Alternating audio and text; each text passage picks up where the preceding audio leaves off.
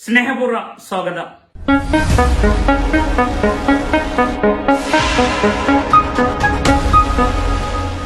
ഇന്നത്തെ പത്രത്തിൽ ഇത്തിരി ഞെട്ടാനുള്ളതാണ്.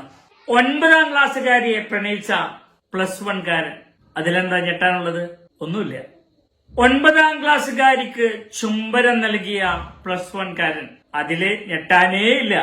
ഇന്റർവെൽ സമയത്ത് 9ാം ക്ലാസ്സുകാരിയുടെ അടുത്തെത്തി ചുംബനം നൽകിക്കൊണ്ടിരിക്കെ ഫോട്ടോ എടുത്ത അധ്യാപകനെ പോക്സോ കേസിൽ പോലീസ് അറസ്റ്റ് ചെയ്തു. ഇത്തിരി ഞെട്ടാനുണ്ട്. കഴിഞ്ഞ കുറച്ചു കാലമായി ഈ പ്രണയബന്ധം തുടങ്ങിയിട്ട് രക്ഷിതാക്കളും അധ്യാപകരും പലതവണ ഇടപെട്ടതാണ്. +1 കാരനോട് ഇനി ചെയ്തുകൂടാ എന്ന് താക്കീതും നൽകി. ആഴ്ചകൾക്ക് ശേഷം +1 പഠിക്കുന്ന ചെറുപ്പക്കാരൻ ഇന്റർവെൽ സമയത്ത് 9ാം ക്ലാസിന്റെ ഓരത്തെത്തുകയും ചുംബിക്കുകയും ചെയ്യുന്ന ദൃശ്യം അധ്യാപകൻ കാണുന്നു. അദ്ദേഹം തന്റെ കയ്യിലുള്ള മൊബൈൽ കൊണ്ട് ഫോട്ടോ എടുത്ത് പുറത്ത് ആർക്കും കാണിക്കാനല്ല, പ്രിൻസിപ്പാളിനെ കാണിക്കാൻ. പ്രിൻസിപ്പാളിന്റെ മാത്രമല്ല, ഇതുപോലെ ഒരു വിഷയം മുന്നേ ഉണ്ടായപ്പോ ഈ +1 കാരന്റെ അമ്മ നൽകിയ ഒരു വാക്കുണ്ട്: എന്റെ മോൻ അങ്ങനെയൊന്നും ചെയ്യൂല, നിങ്ങൾ വെറുതെ നുണ പറയാ, അവർക്കൊന്ന് കാണിച്ചു കൊടുക്കാൻ. അധ്യാപകൻ പ്രിൻസിപ്പാളുടെ അടുത്ത് കൊണ്ടുപോയി കാണിക്കുന്നു. പ്രിൻസിപ്പാൾ 2 മക്കളെയും അടുത്തേക്ക് വിളിക്കുന്നു. മക്കളെ, ചെയ്തുകൂടാത്തത് ചെയ്യില്ല. അവൾ 9ാം ക്ലാസ്സിൽ പഠിക്കുന്നതാ. അടുത്ത കൊല്ലം 10ാം ക്ലാസ് ആണ്. നന്നായി പഠിക്കുന്ന മോളാണ്. അതുകൊണ്ട് പഠനത്തിൽ ശ്രദ്ധിക്കണം കേട്ടോ എന്ന് താക്കീത് കൊടുത്ത് പറഞ്ഞയക്കുന്നു.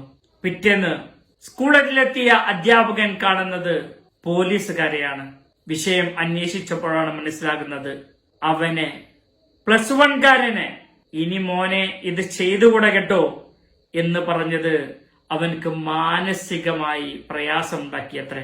ഈ പ്രയാസത്തിന്റെ പേരിൽ അവന്റെ അമ്മയും അവനും കൂടി ചൈൽഡ് ലൈനിൽ കംപ്ലൈന്റ് ചെയ്തു. പോക്സോ കേസ്, അധ്യാപകൻ അറസ്റ്റിൽ.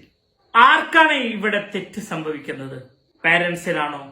അതോ തന്റെ പ്രിയപ്പെട്ട മക്കളാണല്ലോ തന്റെ മുന്നിൽ ഇരിക്കുന്നത് എന്ന് കരുതി ഇടപെടുന്ന അധ്യാപകർക്കാണോ? നിങ്ങളുടെ മക്കളെ സ്വന്തമെന്ന് കരുതി ഇനി അവരോട് ഇടപെടണ്ട എന്നാണോ?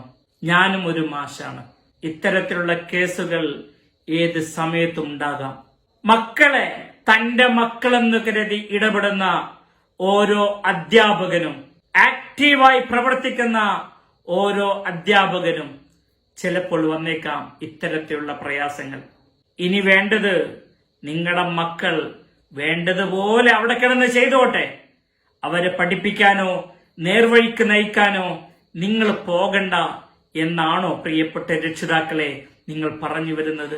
ഈ അധ്യാപകന് പോക്സോ കേസ് കൊടുക്കുമ്പോൾ ഒരു വേർഡ് അതിൽ എഴുതി ചേർത്തിട്ടുണ്ട്: ഇദ്ദേഹം എന്റെ മോന്റെ ക്ലാസ് ടീച്ചറല്ല. ക്ലാസ് ടീച്ചർ അല്ലാത്ത ഈ അധ്യാപകൻ എന്തിന് എന്റെ മകനെ ചോദ്യം ചെയ്തു?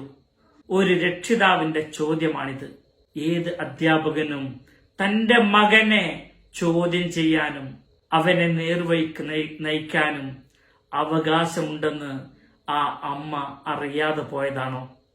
കഴിഞ്ഞ ദിവസമാണ് നമ്മൾ കണ്ടത് ഒരു +1 കാരൻ പ്രിയപ്പെട്ട അധ്യാപകനെ അടിച്ചത്, അധ്യാപകന്റെ കൈയുടെ എല്ല് പൊട്ടിച്ചത്. ഇനി എങ്ങോട്ടാണ് നമ്മുടെ മക്കളുടെ പോക്ക്? കുട്ടികളെ ചീത്ത പറയാൻ പാടില്ല, അവരെ അടിക്കാൻ പാടില്ല, അവരോട് കാർക്കശ്യത്തോടെ പെരുമാറാൻ പാടില്ല. ഞാനൊന്ന് പറഞ്ഞോട്ടെ, അടിക്കണം, പറഞ്ഞ് മനസ്സിലാക്കി കൊടുക്കണം. അതിനേക്കാൾ അപ്പുറം മക്കളെ സ്നേഹിക്കണം. അങ്ങനെയാണ് അധ്യാപകർ ചെയ്യാറുള്ളത്. അങ്ങനെയാണ് അധ്യാപകൻ ചെയ്യേണ്ടതും. ഗർഭസ്ഥ ശിശുവിനെ അമ്മ എത്രത്തോളം ശ്രദ്ധയോടുകൂടിയാണോ പരിചരിക്കുന്നത്, അതിനേക്കാൾ ശ്രദ്ധയോടുകൂടി തന്റെ മുന്നിലിരിക്കുന്ന മക്കളെ ശ്രദ്ധിക്കണമെന്ന് പഠിച്ചവരും അതനുസരിച്ച് പ്രവർത്തിക്കുന്നവരുമാണ് അധ്യാപകർ. ചോദ്യം ഒന്ന് മാത്രമേ ഉള്ളൂ: ഇനി ആര് മണി കിട്ടും പൂച്ചക്ക്?